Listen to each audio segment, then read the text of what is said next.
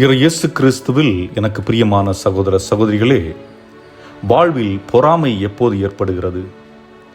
பிறர் நம்மை விட திறமையாக இருப்பதை பார்க்கும்போது, பிறர் நம்மை விட அதிகமாக சம்பாதிக்கும் போது, பிறர் நம்மை விட அதிக நண்பர்களை வைத்திருக்கும் போது, பிறர் மக்கள் மத்தியில் புகழப்படும் போது, அதாவது நான் எதிர்பார்ப்பது எனக்கு கிடைக்காமல் என் எதிர்நிலையில் உள்ளவர்களுக்கு கிடைக்கும் போது பொறாமை ஏற்படுகிறது. கணவன் மனைவி இடையே பொறாமை உண்டா? தாய் மகளிடையே பொறாமை உண்டா? சகோதர சகோதரிகளிடையே பொறாமை உண்டா? இருக்கிறது. ஒரு முறை என்னிடம் ஒரு தாய் வந்து கூறினார், ஃபாதர், எனக்கு இருக்கும் பெரிய பிரச்சனையே என் மகளை பார்த்து நான் பொறாமைப்படுவது.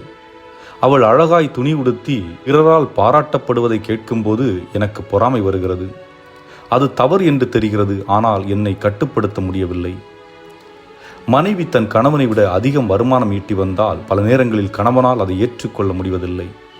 அதை போன்று தன் கணவனை மற்ற பெண்கள் பாராட்டிவிட்டால் மனைவியால் தாங்கிக் கொள்ள முடியாது. அது பொறாமையில் போய் முடியும். இதன் விளைவு என்ன? சண்டை. அவர்கள் எது செய்தாலும் தவறாக கருதப்படும். இதைத்தான் இன்றைய முதல் வாசகம் கூறுகிறது.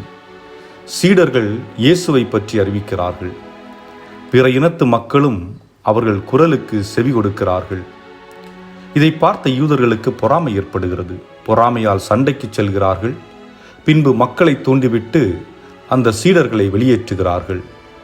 இதுபோன்ற நிகழ்வுகள் பல நேரங்களில் நம்முடைய பங்குகளில் பார்க்க முடியும்.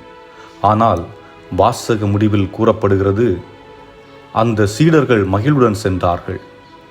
அவர்கள் வருத்தப்படவில்லை. காரணம், அவர்கள் செய்தது நல்ல செயல். நல்ல செயல் செய்யும் போது வரும் தடங்கல்களை கண்டு கவலை கொள்ள வேண்டாம், மகிழ்ந்திருங்கள். அதை போன்று இன்றைய நற்செய்தியிலும் இயேசு அவர் மீது நம்பிக்கை கொள்ள நம்மை அழைக்கிறார். இந்த உலகம் உங்களை குழப்பிக் கொண்டிருக்கும். நீங்கள் அதற்கு செவி கொடுத்து குழம்ப வேண்டாம். என் வார்த்தைகளை கேளுங்கள், நம்புங்கள். நீங்கள் விரும்பும் நல்ல காரியங்கள் அனைத்தும் நிகழும். இறைவன் உங்களை ஆசீர்வதிப்பாராக. ஆமேன்.